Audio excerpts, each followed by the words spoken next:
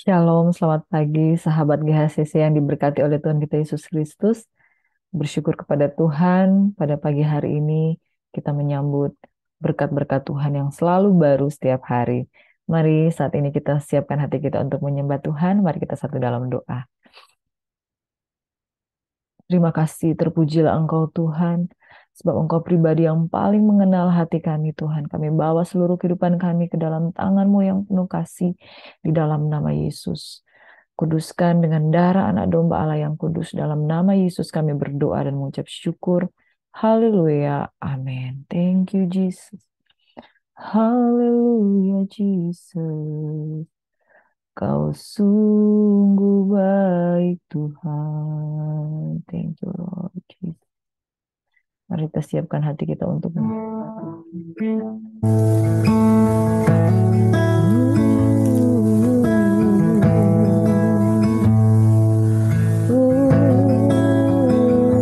seperti rusa yang haus, rindu aliran sungaimu.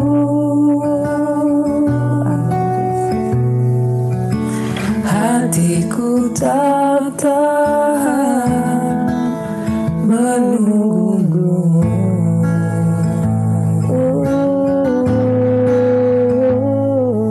Bagai tanda gersang menanti datangnya hujan,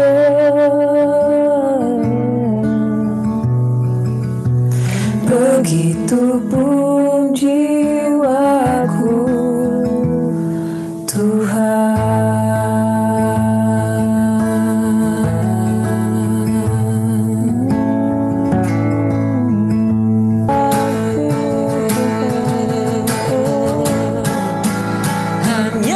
Engkau pribadi yang mengenal hatiku.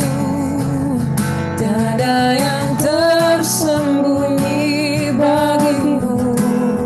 Seluruh isi hatiku Kau tahu, dan bawaku untuk lebih dekat lagi padamu, tinggal dalam indahnya dekapan kasih-Mu, tinggal dalam indahnya dekapan kasih-Mu. Oh, tinggal dalam indahnya dekapan kasih-Mu.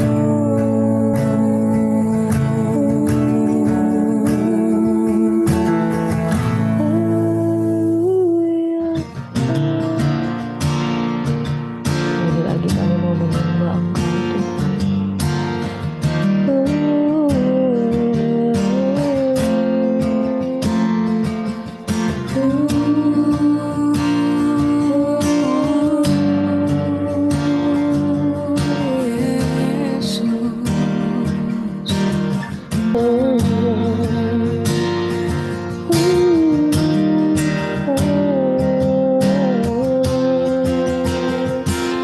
Ya Tuhanku.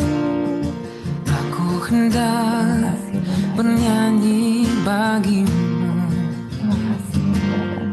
selama aku hidup. Ya Allahku, bagiku dan hatiku bersuka karenamu, oh Yesus, dan hatiku bersuka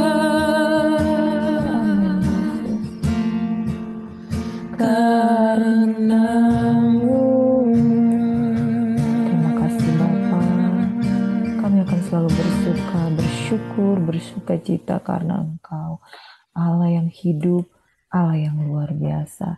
Dalam nama Yesus Tuhan, kami berdoa dan mengucap syukur. Sambut berkat firman-Mu pada pagi hari ini. Haleluya. Amin. Shalom Bapak Ibu Saudara yang diberkati oleh Tuhan kita Yesus Kristus. Sahabat GHCC yang diberkati oleh Tuhan kita Yesus Kristus, bersyukur pada pagi hari ini saudara-saudara Bapak Ibu sekalian masih rindu lagi untuk bersama kita merenungkan sabda firman Tuhan. Pagi hari ini kita akan merenungkan firman Tuhan masih di dalam kitab Efesus 4 ayat 11 hingga ayat yang ke-13, dan kita juga akan merenungkan firman Tuhan yang terambil di dalam kitab 1 Korintus 3 ayat 7 hingga ayatnya yang ke-16.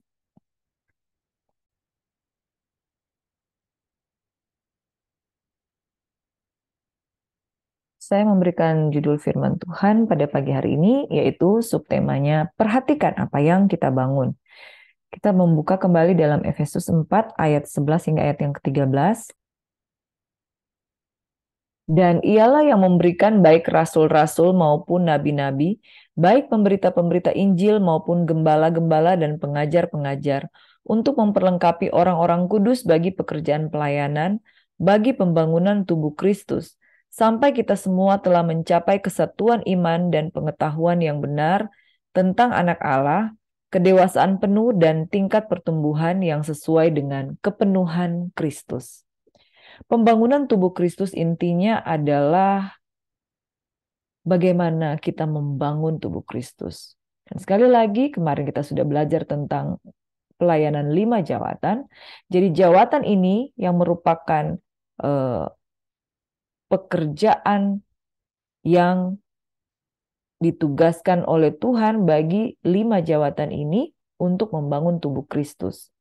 Pada waktu firman Tuhan berkata kepada Petrus, dan di atas batu karang ini aku akan mendirikan jemaatku dan Allah mau tidak menguasainya. Yang dimaksudkan di sini adalah Petrus itu adalah pelayanan rasuli, pelayanan 5 jawatan. Dan fungsi pelayanan ini adalah membangun tubuh Kristus, memperlengkapi orang kudus dan pekerjaan pelayanan bagi pembangunan tubuh Kristus, sampai kita mencapai kesatuan iman dan pengetahuan yang benar tentang anak Allah, kedewasaan penuh dan tingkat pertumbuhan yang sesuai dengan kepenuhan Kristus. Dan di sini penting menggarisbawahi adalah pembangunan, bagaimana kita membangun di atasnya. Itu sebabnya saya memberikan subtema perhatikan apa yang kita bangun.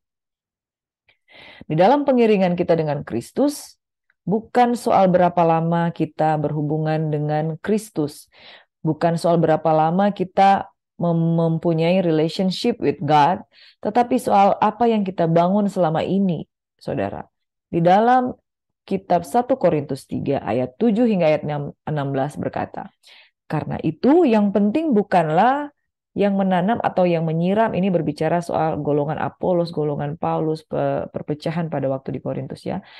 Bukan soal siapa yang menanam dan siapa yang menyiram, melainkan Allah yang memberi pertumbuhan. Baik yang menanam maupun yang menyiram adalah sama, dan masing-masing akan menerima upahnya sesuai dengan pekerjaannya sendiri. Karena kami adalah kawan sekerja Allah, kamu adalah ladang Allah, bangunan Allah, sesuai dengan kasih karunia Allah yang dianugerahkan kepadaku.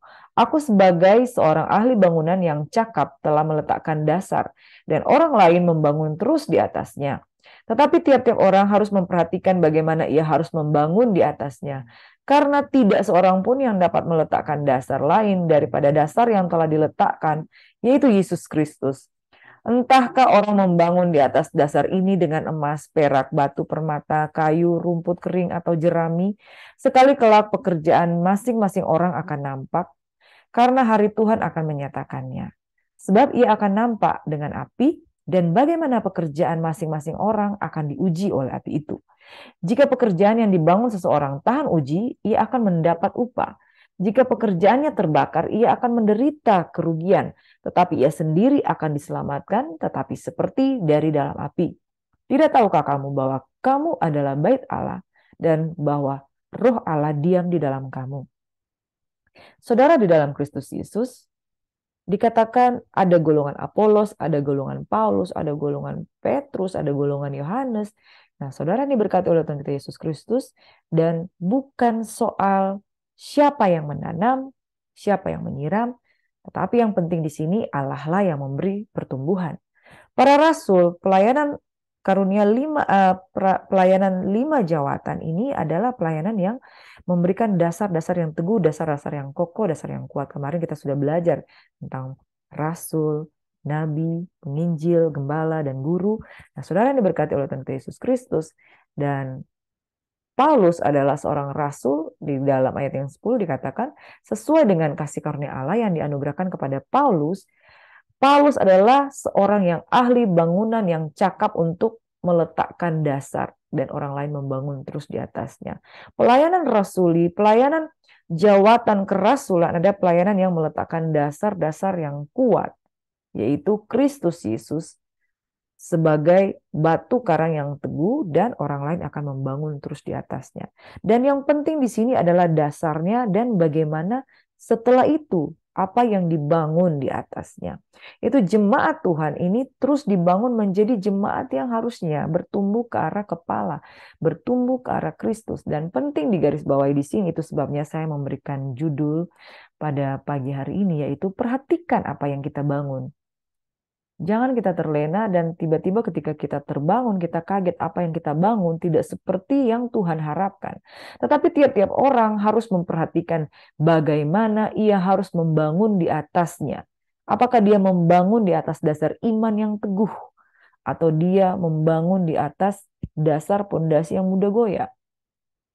Dan ketahuilah saudara, tidak ada seorang pun yang dapat meletakkan dasar lain daripada dasar yang telah diletakkan, yaitu Yesus Kristus. Entahkah orang membangun di atas dasar ini dengan emas, perak, batu permata, kayu, rumput, kering, atau jerami, sekali kelak pekerjaan masing-masing orang akan nampak. Karena hari Tuhan akan menyatakannya. Sebab ia akan nampak dengan api, dan bagaimana pekerjaan masing-masing orang akan diuji oleh api itu. Jadi saudara, perhatikan bagaimana kita membangunnya. Satu hal yang penting, apapun yang kita sementara bangun pada saat ini, satu saat nanti akan ada api. Tuhan akan menyatakannya lewat api yang akan menguji setiap apa yang dibangun. Api akan menguji setiap apa yang dibangun. Dan dikatakan di dalam ayat yang ke-12.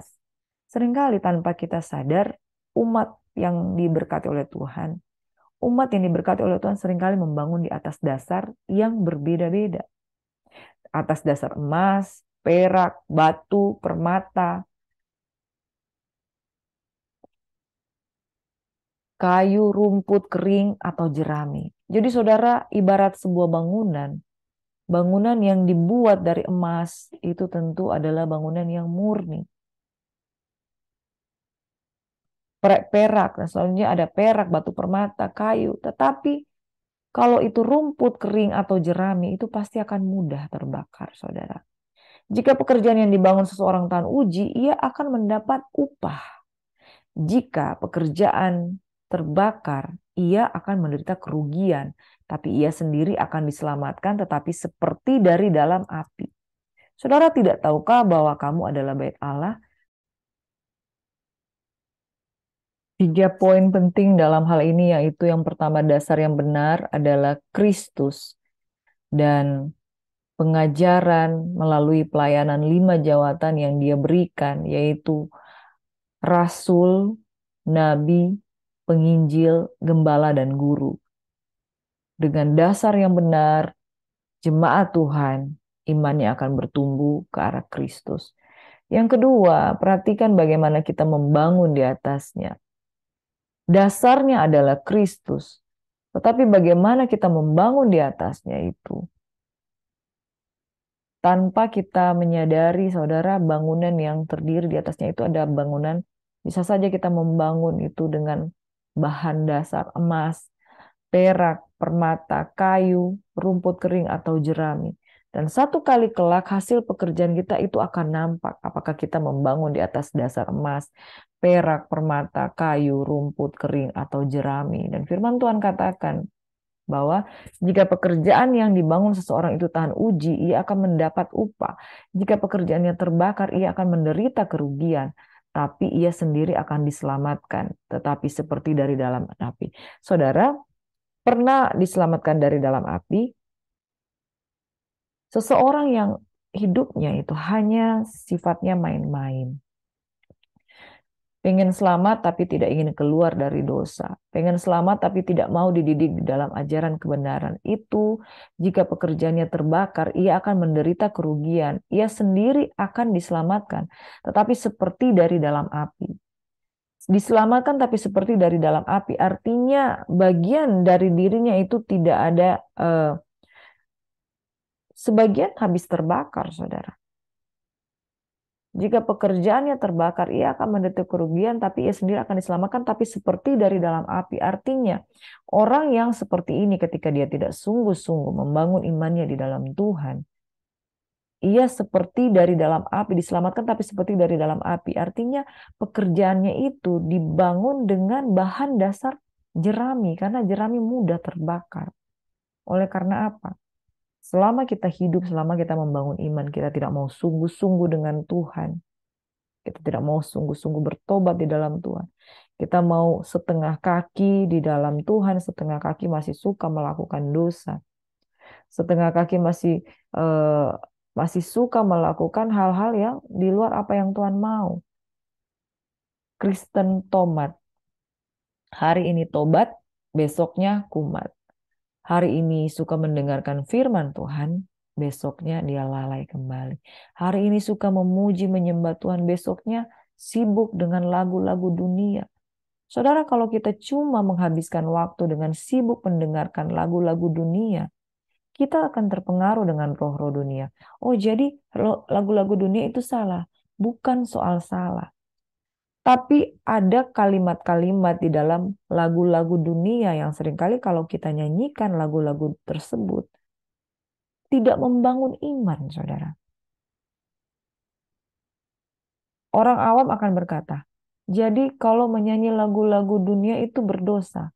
Bukan soal dosa, tetapi kata-kata yang diucapkan di dalam lagu-lagu tersebut itu, kalau tidak membangun iman, firman Tuhan katakan, segala sesuatu yang dilakukan tanpa iman, itu dosa.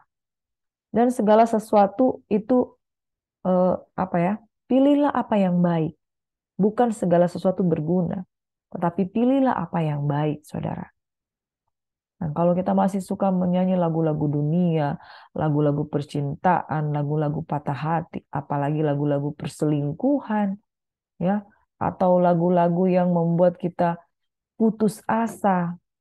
Saudara nih berkati oleh Tuhan kita Yesus Kristus, kita membangun diri kita sendiri saja, kita sudah tidak mampu.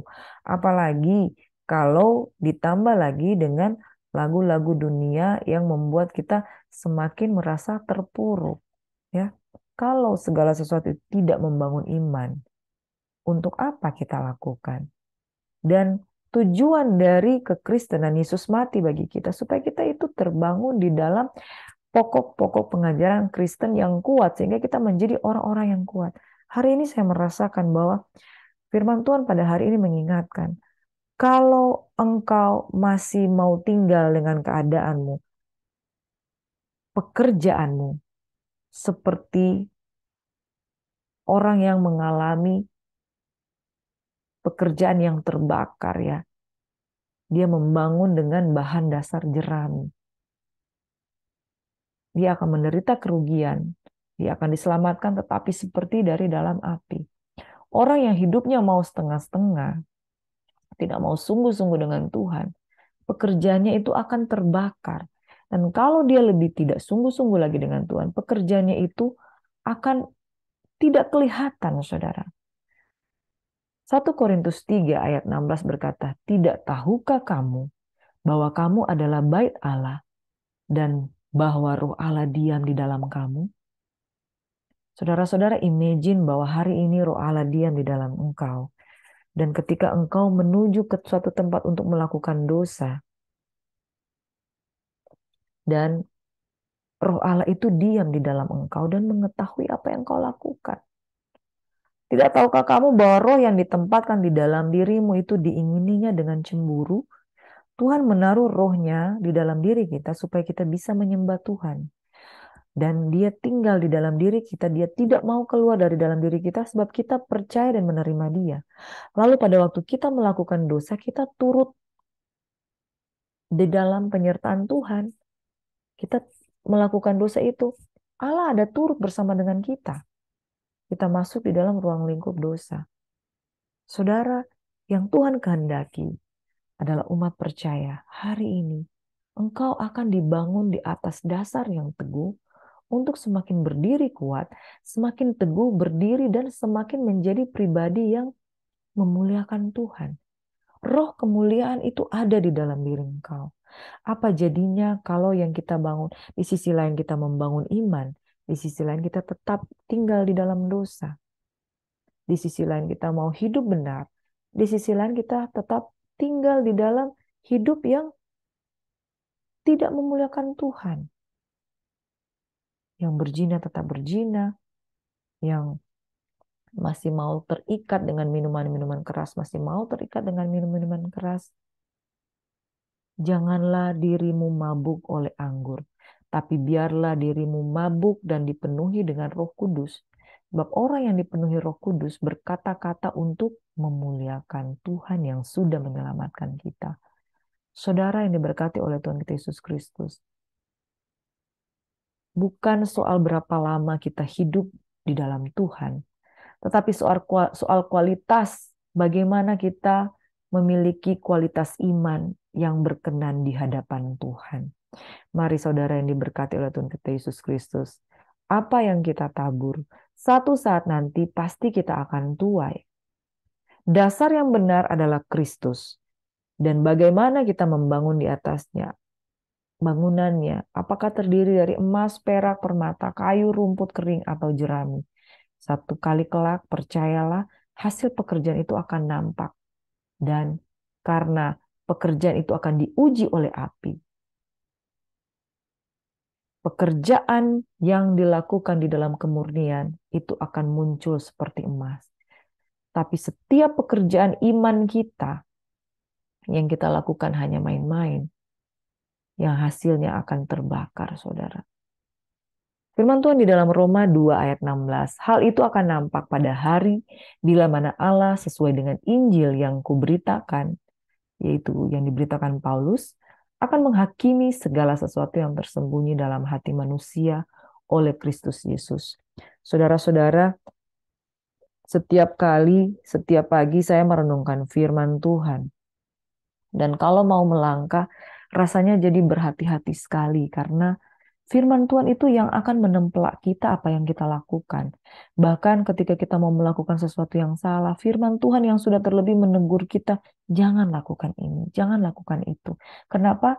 Ketika kita semakin dekat merenungkan firman Tuhan, kita semakin dekat hubungan kita dengan pribadi Yesus Kristus, segala sesuatu yang tersembunyi di dalam hati kita itu akan diterangi oleh Roh Kudus. Lalu Roh Kudus katakan, kamu jangan berbuat seperti ini. Kamu jangan berbuat seperti itu tidak berkenan di hadapan Tuhan. Firman Tuhan katakan bahwa hal itu akan nampak pada hari bila mana Allah sesuai dengan Injil yang kuberitakan akan menghakimi segala sesuatu yang tersembunyi dalam hati manusia oleh Kristus Yesus pada waktu kita menghadap kursi pengadilan Kristus. Itu semua akan nampak. Hari ini saja, saudara, apapun yang kita lakukan, Roh Kudus akan menunjukkan segala apapun yang engkau sembunyikan, segala apapun yang engkau lakukan yang masih melawan kehendak Tuhan. Roh Kudus akan tunjukkan, apalagi nanti pada akhir zaman, Tuhan akan tunjukkan semua apa yang kita, dosa-dosa itu seperti slide rekaman yang Tuhan lakukan. Kamu melakukan ini, kamu melakukan ini, kamu melakukan ini, kamu melakukan ini. Dan disitulah pekerjaan kita itu akan dinilai apa yang kita bangun selama ini, saudara. Matius 25 ayat 40 hingga 42 berkata, Dan raja itu akan menjawab mereka, aku berkata kepadamu, sesungguhnya segala sesuatu yang kamu lakukan untuk salah seorang dari saudaraku yang paling hina ini, kamu telah melakukannya untuk aku. Dan ia akan berkata juga kepada mereka yang di sebelah kirinya, enyahlah dari hadapanku, hai kamu orang-orang terkutuk, enyahlah ke dalam api yang kekal yang telah sedia untuk iblis dan malaikat-malaikatnya. Sebab ketika aku lapar, kamu tidak memberi aku makan, ketika aku haus, kamu tidak memberi aku minum, ketika aku tidak mempunyai pakaian, engkau tidak memberikan aku pakaian. Jadi apapun yang kita perbuat, apa yang kita tabur, satu saat nanti kita akan tuai.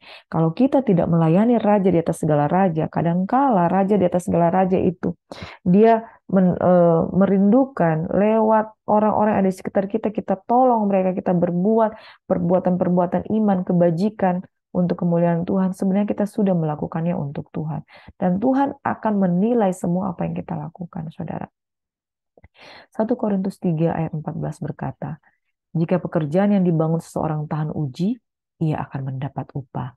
Saudara jangan takut kalau satu saat nanti kita akan diuji oleh Tuhan, kita berharap, kita berdoa, kita bukanlah kambing di sisi kiri, tetapi kita akan menjadi domba-domba yang diselamatkan lewat Juru Selamat kita, Tuhan Yesus Kristus.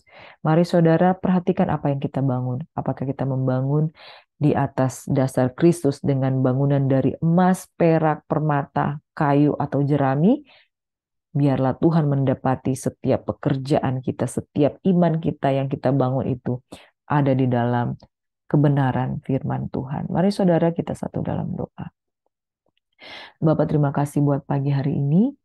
Engkau mengingatkan kami bagaimana kami membangun kehidupan iman kami di dalam Tuhan. Diberkatilah setiap umat Tuhan yang datang kepadamu yang lapar dan haus akan Engkau Tuhan. Dan di dalam nama Yesus Tuhan, biarlah kami mau setia, kami mau taat, kami mau meninggalkan segala perbuatan-perbuatan yang tidak memuliakan nama Tuhan. Demi nama Yesus Tuhan, kami berdoa menyerahkan aktivitas kami sepanjang pagi hari ini. Kami mohon berkat Tuhan, damai sejahtera yang melampaui segala akal akan memelihara hati dan pikiran kami di dalam Kristus Yesus. Damai sejahtera bagi orang yang senantiasa berharap kepadamu Tuhan, yang sakit disembuhkan, yang susah dihiburkan, yang berbeban berat diberikan kelegaan. Dalam nama Yesus Tuhan kami berdoa dan mengucap syukur. Haleluya, puji Tuhan. Amin. Shalom, selamat pagi saudara yang diberkati Tuhan. Tuhan Yesus memberkati kita semuanya. Dan selamat beraktivitas. God bless you.